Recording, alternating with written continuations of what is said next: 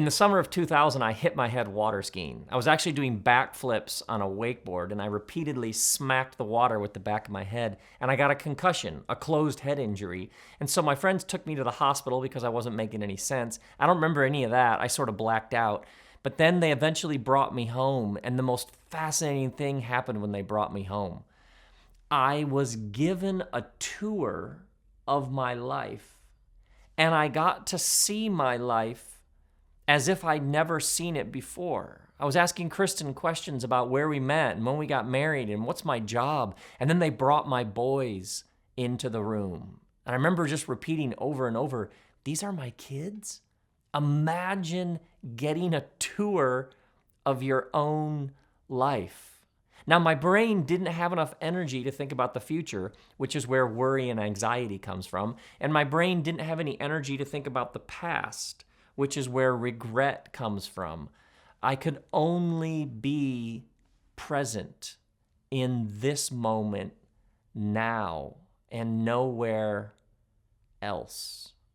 And it wasn't just that the present moment was enough, it was more than enough.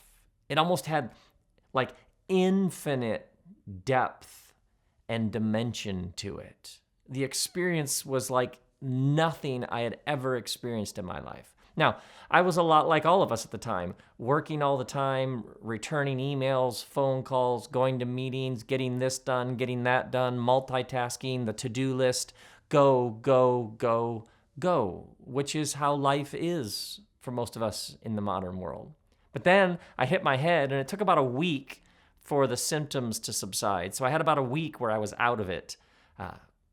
But in that week, I tasted a way of living where I wasn't there or there or there, but I was only right here in this present moment. And it was like I tasted something that I wanted more of. And what I realized is that I didn't know how to be fully present. I knew how to get things done. I knew how to work.